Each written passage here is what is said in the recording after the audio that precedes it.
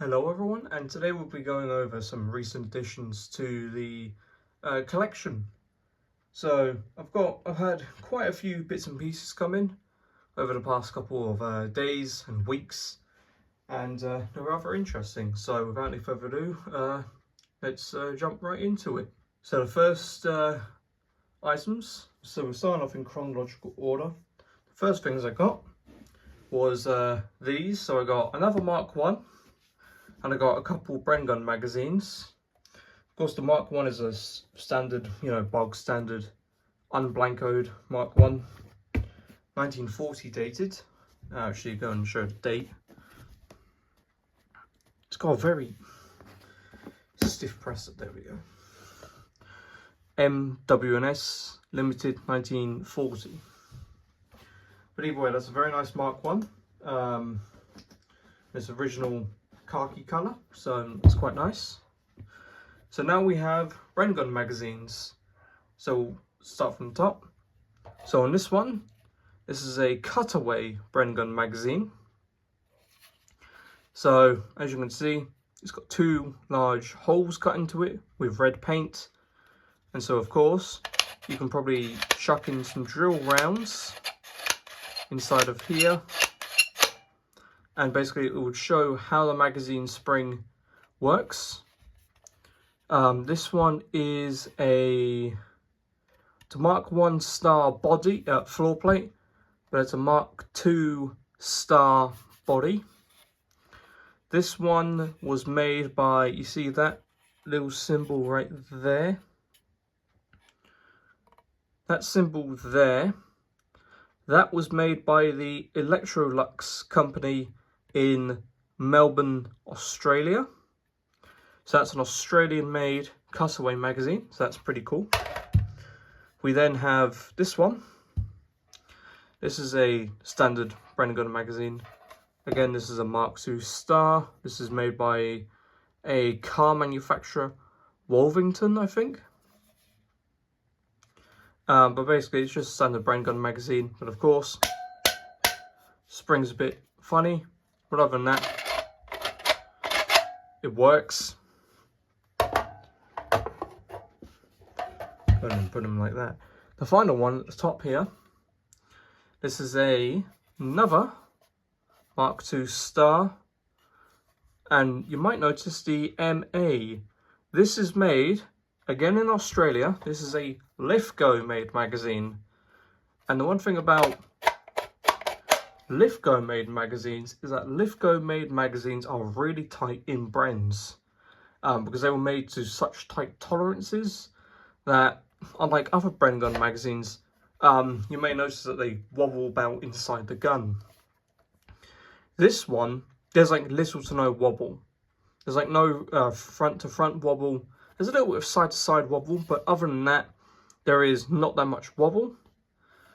And yeah, so the Australians definitely know what they're doing when making Bren Gun magazines, because who knew that Lithgow could make really great Bren Gun magazines.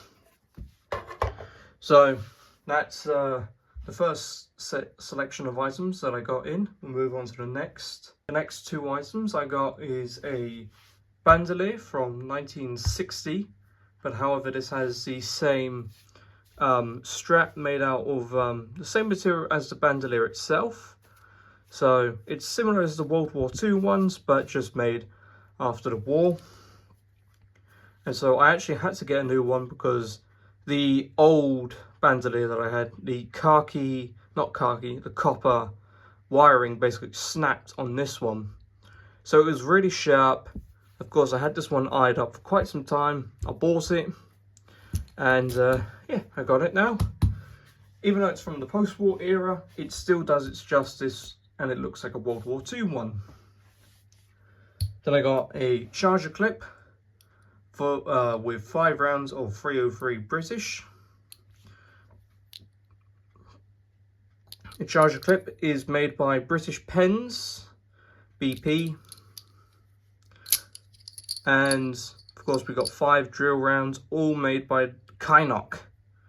So that is pretty cool. I've been after another charger of drill rounds for quite some time.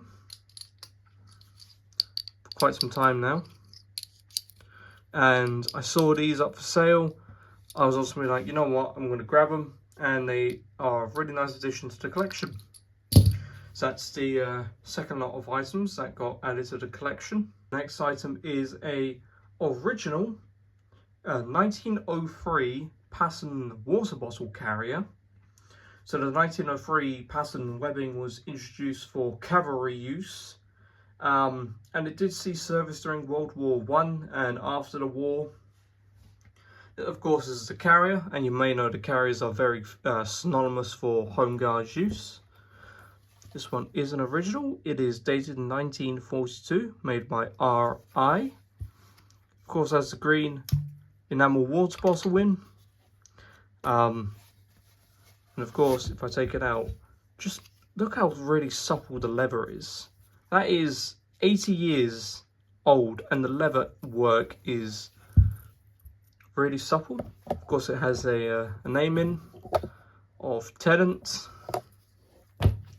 But other than that, that is a really nice water bottle carrier. Of course, I did get the bottle with it, and this will be a this is giving a hint to something in the future that I will be doing. So that was the next item. Let's move on to the final item. The final item is a original pair of World War II Home Guard pouches. Now, these pouches were purposely built for the Home Guard during World War II. Now, of course, you may know the Home Guard, otherwise known as Dad's Army, would have been issued these pouches. Of course, they are rectangular. They are very different from the standard British basic pouch.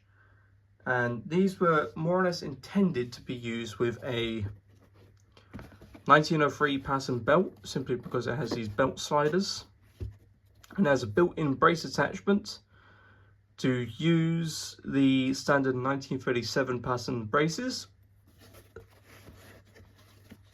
Of course, it uses a standard press stud, and on the inside these are dated MWNS Limited 1942, which is when the production of Home Guard pouches really ramped up during World War II. These were made in 1941, but however, production, like I said, production ramped up in 42. As you can see, you have a big compartment here to store a bandolier, 2 charges of 303 in the front, and of course, if you was a patrolman with a BAR, you could store 1 BAR magazine in there. You could probably store Thompson magazines, and you probably can store grenades in there. But either way, that's a very nice pair of Home Guard pouches. So then, I hope you found this video informative and enjoyable. These are just some recent additions added to the collection. Of course, there is more on the way. There is more stuff on the way. I keep buying and selling stuff as you normally do, as it's in your blood as a collector. So if you did enjoy the video, then please like, subscribe, and turn on notifications. Leave a comment. Your feedback is always greatly appreciated. Until then, thanks for watching.